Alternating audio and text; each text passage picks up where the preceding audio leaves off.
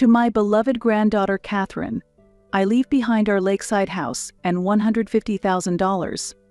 The gift left behind by my grandparents opened a new door to my life, while also severing the final thread of the illusion of a family. My name is Catherine Harper. Since I was little, I grew up constantly being compared to my older sister. She excelled in school, is good at sports, and is the pride of our parents.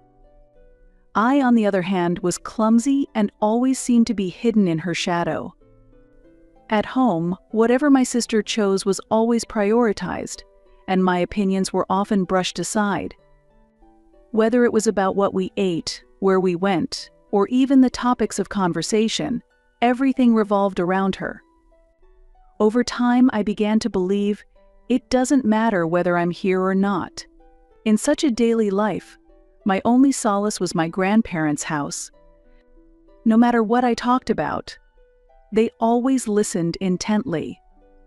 Whether it was a small event at school or a story about how I had struggled in gym class, they accepted every word as if it were a treasure. My grandmother would brew tea with a warm smile, and my grandfather would frame my clumsy drawings, proudly hanging them on the wall, saying, "It's wonderful." Their home felt like an entirely different world to me. In the small garden, flowers bloomed in every season, and the living room was always bathed in gentle sunlight. There, I was never compared to anyone. I was never forced into a role or made to feel invisible. It was the only place where I could truly breathe, where I felt seen and loved just for being myself. My grandparents' house was like another world to me. In the small garden, flowers bloomed with each passing season, and warm sunlight streamed into the living room. There I was never compared to anyone, nor was I forced into a role.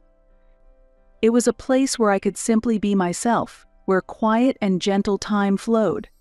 On days when something unpleasant happened at school, I would hurry down the road toward my grandparents' house. As soon as I opened the front door, the sweet smell of my grandmother's freshly baked cookies would greet me. My grandfather would set aside his newspaper and, upon seeing me, spread his arms wide in an exaggerated gesture. "Welcome," he would say, and I can't even begin to describe how meaningful those words were to me. As I grew older, my visits to their house became less frequent, but in my heart, I always carried the warmth I found there. The environment where I was constantly compared to my sister never really changed, but the feeling my grandparents gave me that it's okay to just be who I am quietly continued to support me. When I expressed my desire to attend university, my parents immediately opposed it. "We need money for Madeleine's wedding," they said, and my request for university education was quickly rejected. It seemed that my parents were putting all their efforts into her wedding. As the preparations progressed, their focus completely shifted to the extravagant event. The venue was a top-tier hotel with luxurious food and desserts, and the dress was custom-made. The whole ceremony was like something out of a movie, and my university plans were overshadowed by it. I couldn't give up, so I decided to pursue my education using student loans. The money my parents had saved up was mostly spent on my sister's wedding, and they didn't offer me any support for my own studies, but I didn't feel it was unfair. I understood that my sister's wedding was an important memory for her. To attend the wedding reception, my grandparents were invited as well. They had always cared deeply for me, and I could sense that they had picked up on the subtle tension in the air that day. My grandmother approached the table where I was sitting and quietly spoke to me. "How is university going, Catherine?" she asked, her voice filled with concern and kindness. I was a little surprised, but answered her nonetheless. "I'm studying hard right now. I want to work for a well-known marketing company in the future." My grandmother smiled, but there was a trace of a more complex expression in her eyes. "That's wonderful. Seeing you work so hard makes me really happy." I felt my heart swell with gratitude for her kindness. In that moment, a small part of my frustration with my parents seemed to ease. My grandfather, who had been listening to our conversation, added, "If you ever find yourself in a tough spot, don't hesitate to ask. We'll always be here to support you. You just focus on being happy," he said warmly. "We'll help you to achieve whatever you want to accomplish." I still clearly remember how reassuring those words were. The contrast between the opulence of the wedding and my grandparents' warm words left me feeling conflicted, but deep down, I made a firm decision. Even though my sister had been favored in many ways, I would carve my own path. No matter how difficult it might be, or how little the understanding I might receive from those around me, I had resolved to trust in my own future and keep pushing forward. My grandparents' words became my greatest source of strength. No matter what path I chose, no matter how long it took, I was determined to keep moving forward to make my dreams come true. Everything changed in the summer, just before my 3rd year of college. "Catherine?" Grandma's voice sounded thin and fragile through the phone. "Franklin, your grandpa had a massive heart attack in his study. The doctors couldn't save him." Her words dissolved into barely controlled sobs. I have no memory of the frantic drive to the hospital, only the crushing weight of grief as I entered the room to find him already gone. Grandma sat beside him, holding his hand tightly. I gently placed my hand on my grandmother's shoulder and silently leaned against her. Her small frame trembled, and through her warmth, I could feel the depth of her sorrow. For a while, the two of us sat quietly, sharing the silence.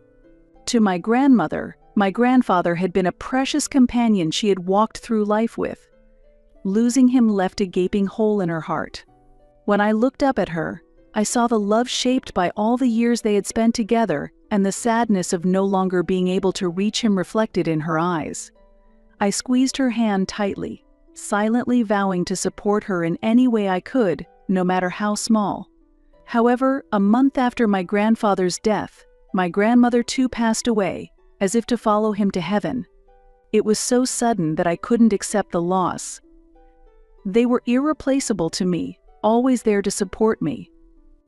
My grandmother's warm words and my grandfather's strong encouragement still echo in my ears, and the thought that I would never hear their voices again was unbearably painful. My heart felt empty, and I didn't know what to do. 1 week after laying Grandma Eleanor to rest beside Grandpa Franklin, we assembled in the office. Mr. Patterson, their longtime attorney, carefully positioned his reading glasses, opened an embossed leather portfolio, and began reciting the legal document in a practice. To our beloved granddaughter Catherine, Mr. Patterson announced clearly, "We bequeath our lake house property at 1542 Pine Haven Drive along with liquid assets totaling $150,000. I could hear Madeline's inhaling sharply, saw her perfectly glossed lips part in speechless outrage, while my mother's manicured fingers dug into my father's forearm with such force that her knuckles blanched white against her skin. Mr. Patterson adjusted his tie and continued. Additionally, Franklin Rose included a personal message to his daughter Vivian. He looked directly at my mother before reading, "Vivian, we are not leaving you and Madeline anything. This decision reflects our final wishes. When you claimed to be in a financial emergency in preparing for Madeline's wedding, we provided $200,000. We respected your needs at that time. Therefore, we trust that you will respect our decision." At that moment, my mother stood up, her face flushed with anger. "There's no way I can accept this." Unable to contain her fury, she slammed her hand on the table. "We're family. It's completely unfair to treat only Catherine specially. Father and mother must have made some kind of mistake. I object. This needs to be reconsidered." Mr. Patterson quietly removed his glasses and let out a sigh. "Ms. Vivian, this is a formal will. The wishes of the deceased must be legally respected." My mother tried to argue further, but I simply sat there in silence. A storm of emotions raged inside me, but I had nothing to say. My grandparents' wishes were more important to me than anything else. When Mr. Patterson finished and gathered his documents, my parents rushed out discontentedly, but they were lying in wait for me in the parking lot. "Sweet Catherine," Mom said in a syrupy voice I had never heard before. I stopped, unable to hide the wariness in my eyes as I looked at her. "This isn't the best place to talk. Could you spare a little time?" She coaxed, with Dad and Madeline standing quietly behind her. After a moment's hesitation, I silently nodded. We entered a nearby cafe, and Mom wasted no time getting to the point. "Catherine, the lakeside house you inherited, it's a place full of memories for all of us, isn't it?" She spoke with a gentle smile, but there was a calculating gleam in her eyes. And so, she lifted her cup, took a small sip of coffee, and continued.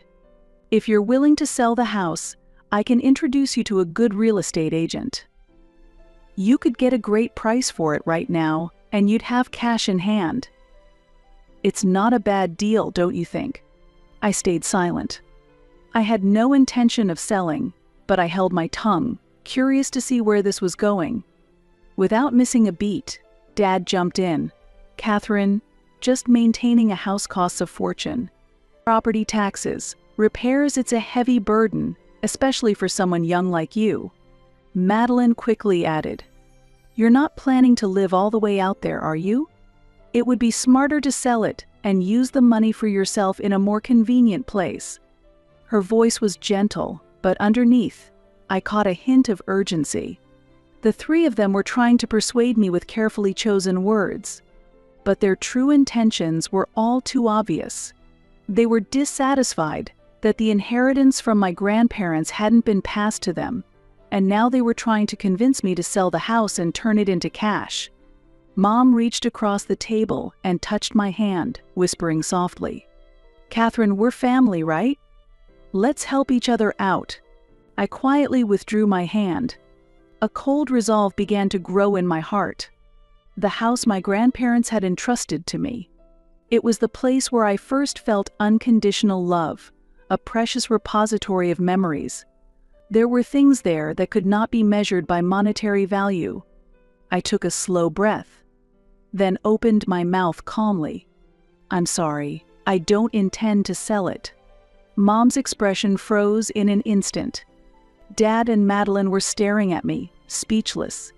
I stood up and pushed my chair back. "I want to cherish what Grandpa and Grandma left behind, along with that house." With that, I left the cafe. There was a strange warmth spreading in my chest. For the first time, I had been able to say no to my family with my own will, and I felt proud of myself. After that, I successfully graduated from university and got a job at the marketing company I had hoped for. At first, I was a bit confused by the unfamiliar tasks, but with the support of those around me, I gradually gained confidence. In my new workplace, I experienced the joy of seeing my ideas take shape every day, and I spent busy but fulfilling days. With the new job, I also started living on my own. It was a small apartment, but the space I had chosen and arranged myself gave me an irreplaceable sense of peace. After work, playing my favorite music and making coffee became the greatest reward for me. Since that day, I had almost no contact with my parents or sister. At first, there were a few awkward exchanges, but over time, I distanced myself, and before I knew it, months had passed without any communication. Though there were moments of loneliness, more than anything, the feeling that I was now truly walking my own life was what supported me. Living freely, choosing freely, without being bound by anyone. That daily life calmed my heart. One day, I suddenly received a phone call from my mother. "Catherine, would you join us for dinner this Friday?" Something in her tone sounded different. My instincts screamed it was a trap, but my curiosity overrode everything else. Pulling into the driveway of my childhood prison felt like entering a time warp where everything had deteriorated rapidly. The once pristine colonial house now resembled a neglected foreclosure, peeling paint flaked from the sides, gutters hung at awkward angles, and the lawn my father once obsessively maintained had surrendered its space to dandelions and bare patches. Inside, the house felt cramped but surprisingly tidy. Oliver and Adrian, Madeline's 4-year-old twins, tore through the living room like miniature hurricanes. Catherine. My mother embraced me with unexpected enthusiasm. We've prepared your favorite pot roast with those little red potatoes you love. I stiffened in her embrace, the absurdity hitting me like a slap. That's not my favorite, I said before I could stop myself. That's Madeline's favorite. I've always preferred grilled salmon. An uncomfortable silence descended, heavy as concrete, until my father cleared his throat dramatically. What is your favorite food? He asked, his expression showing genuine curiosity. We should know these things. To my astonishment, they actually seemed sincerely interested in the answer. During dinner, they peppered me with questions about my Wall Street position, my Manhattan apartment, even my weekend activities. They appeared to genuinely listen when I explained derivatives trading. Though I could tell by their glazed expressions that the financial terminology might as well have been Sanskrit. As dessert was being served, my father spoke up. This year we're expecting a lot of relatives for Thanksgiving, so we'd like to have it in a bigger house. I've been trying to find a spacious place to rent, but I haven't had much luck, he said. I put down my fork and quietly listened to his words. At that moment, what came to mind was the villa I had inherited from my grandparents. Surrounded by nature, spacious and peaceful, it seemed like the perfect place for a large gathering. More than anything, I thought it might be a good opportunity to step into that house again, which held so many memories of my grandparents. Then, my mother spoke up, a little hesitantly. Would you be willing to lend us the villa you inherited? I hesitated for a moment. That villa was a very special place to me. Was it really okay to lend it out so easily? Sensing my hesitation, my sister Madeline chimed in with a bright voice. I'd love to take the kids to the villa, Madeline said. Wouldn't it be wonderful to let them play freely in nature? Her face lit up with an expectant smile. For a moment, a wave of complex emotions washed over me. That villa was a place filled with special memories of my grandparents and me. I couldn't help but feel hesitant about letting Madeline and her children come and go so freely. But then I thought about what my grandparents would have done. Surely they would have watched over the children running around, smiling warmly. With that thought in my heart, I slowly nodded. Sure, let's all have a wonderful time together. And so it was decided that we would hold the Thanksgiving party at my villa. On Thanksgiving Day, I headed to the vacation home I had inherited from my grandparents, feeling a little nervous. I had made sure to arrive a bit early, according to the time my parents had given me for the party. I was excited to see my relatives again after such a long time, but more than anything, I was happy that everyone would gather at my grandparents' cottage. The place was filled with warm memories of the times I had spent with my grandparents as a child, and now my entire family would be stepping into it together. Just thinking about it made me feel as if my grandparents were joining us for this Thanksgiving celebration. I was sure they would be watching over us somewhere, smiling at the sight of us laughing and enjoying ourselves. As I drove, that thought made me smile naturally. I could already picture the children running around the yard and everyone gathered around the dining table, and it filled my heart with warmth. Not long ago, I had hesitated to open up the cottage to my family, but now I felt differently. Sharing the memories of my grandparents with everyone like this seemed like the best way to honor them. That's how I truly felt. However, the moment I opened the front door, something felt off. The house was filled only with the lingering traces of a gathering. Used plates and cups were piled up, and stains covered the tablecloth. The party had clearly ended long ago. The relatives were already gone, and only silence remained in the spacious villa. Confused, I stepped further inside. From the back of the house, I heard my parents laughing.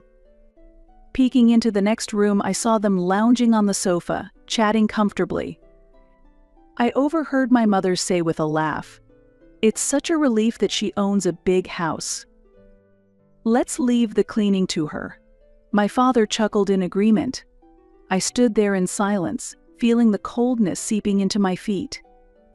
I had offered the house out of a desire to help my family, but now it felt like I was seen as nothing more than a convenient owner. A deep, unspoken loneliness slowly spread through my chest. A sense of loneliness surged within me, and at the same time, anger welled up. I finally made a decision. I thought about confronting my parents directly, but I already felt as if I had been ignored, and it seemed pointless. As a place to channel my anger, I decided to call the police. Of course, I knew that just having the police come wouldn't immediately resolve the situation. However, I strongly felt that I had to do something to protect my rights. When the police arrived, an argument began between my parents and me. "Why did you call the police?" Dad approached me, his anger clearly visible. "This is the house I inherited. You two were trespassing," I replied firmly. "Trespassing? We're family. There's nothing wrong with us using this house. Besides, you said we could use it too." Mom spoke in a strong tone. "I didn't let you use it to be treated like this. I'm sick of you acting like family only when it's convenient. This place is very important to me," I shouted, tears welling up in my eyes, and then a police officer stepped in between us. "Please calm down. Since this is a family matter, we cannot treat it as a criminal case," the police officer said. At those words, I bit my lip. I felt as if no one was truly acknowledging my anger or sadness. Even after the police left, my parents showed no signs of remorse. "You're making such a fuss over nothing," my mother said, sounding exasperated. I made up my mind. "Fine. Then I'll sue you. We'll settle this properly in court," I declared. My father and mother looked surprised, but I didn't back down. I couldn't bear to have something so important to me trampled on any longer. And so, the conflict between my parents and me escalated into a civil lawsuit. I decided to consult with Mr. Patterson, the lawyer who had been assisting my grandparents for many years. He was an experienced attorney who had managed my grandparents' assets, and to me, he was someone I could truly trust. Listening calmly and carefully, he quickly grasped the situation and said firmly, "Even though they are your parents, your ownership rights must be protected." Those words gave me a profound sense of relief. Preparing for the lawsuit was anything but easy. Gathering all the necessary documents, records of interactions with my parents, the deed to the villa, and the history of its usage was an overwhelming task. However, I did not back down. This was a battle to protect my own dignity and the place that meant so much to me. On the day of the trial, I testified in court with confidence. Without being swayed by emotions, I conveyed the facts calmly but firmly. My parents, though visibly shaken, continued to insist on their own righteousness until the very end. A few weeks later, the verdict was delivered. The court recognizes the plaintiff's claims and orders the defendants to cease use of the property and pay damages. At that moment, I quietly closed my eyes and took a deep breath. At last, my voice had been acknowledged under the law. After the verdict was announced, my parents and sister began sending frequent messages and phone calls apologizing. At first, they were short messages of apology, but gradually they turned into pleas asking, "Please, just meet with us once." I didn't respond to any of them. Even so, they didn't give up. One day, after finishing work and returning to my apartment, I found my mother standing in front of the door. She looked exhausted, holding a small paper bag in her hand. "Welcome home," she said awkwardly. I kept my hand on the doorknob and stared at her in silence. "Please just listen to me for a moment," she pleaded. I sighed and reluctantly decided to stay by the door and hear her out. We truly regret what we've done. Hurting you, the whole situation with the villa. Please forgive us. We're family, aren't we? I shook my head quietly. I can't forgive you. Ever since I was a child, I was always the one suffering in the family. I'm tired of only being treated as family when it's convenient for you. Tears welled up in my mother's eyes. However, I didn't change my expression. Your father's company went bankrupt. He's drowning in debt right now. Please, can you help us? She said in a soft voice. I took a deep breath, then said clearly, I can't. I don't consider you my family anymore. My mother stared at me for a moment in shock, then slowly lowered her head and quietly left. I closed the door and immediately contacted Mr. Patterson. So, she came directly, huh? He said calmly. In that case, we should apply for a restraining order. It's necessary to protect both your life and peace of mind. I nodded quietly. Please. Thus, I made the decision to once again seek the power of the law to protect my world. Even if they were my blood relatives, I had no choice but to keep my distance from those who harmed me. After the restraining order was issued, my parents received an official document from the court by mail. They were deeply shocked by the news and immediately told relatives and close friends about it, expressing their dissatisfaction and complaints about my actions. However, for me, there was no change in the fact that this decision was the best choice. I heard from relatives that after the rupture in my relationship with them, my parents' and sisters' lives gradually deteriorated. I heard from relatives that after his company went bankrupt, my father struggled to find re-employment and spent his days chasing after debt repayment. With his arrogant personality, his relationships with those around him worsened as his debts piled up, and he lost most of his friends. My mother, while worrying about my father's situation, became mentally exhausted, and the household became increasingly unstable day by day.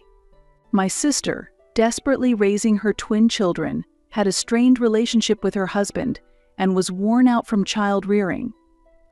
Financially, things were extremely tough, and she worked tirelessly to cover the costs of the children's education and daily living expenses. My sister often relied on our parents, and now that she no longer has that support, she is in an even more difficult situation.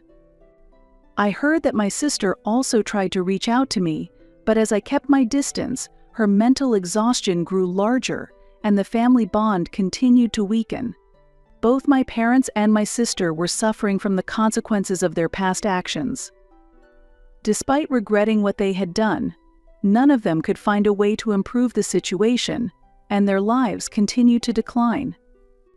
The connection of family had become increasingly thin, and each of them was isolated, carrying an unmanageable sense of anxiety and regret, struggling through those days as best as they could. After the complete severance of my relationship with my parents and sister, I focused entirely on my work. With every successful project, I felt my growth and gradually regained my confidence. After work, I spent quiet time in a cafe in the city, which allowed me to calm my mind. Meeting new friends and spending time with them also became a new source of support for me. On weekends, I visited the villa my grandparents had left behind. Located in a quiet mountain area, this house was a place where my grandparents had showered me with love, and it was filled with warm memories of them. As I recalled their smiles and the kindness with which they had cherished me, I felt enveloped by my grandparents' love. In that moment, I felt the wounds of my past begin to heal. Occasionally, I would reflect on the past, but each time, I forgave myself in my heart and grew stronger. I am no longer bound by the connections to my past family. I had decided to look forward and live my own life. And one day, it suddenly dawned on me. What I truly wanted to cherish was not family or past memories, but my own happiness and the future I would build.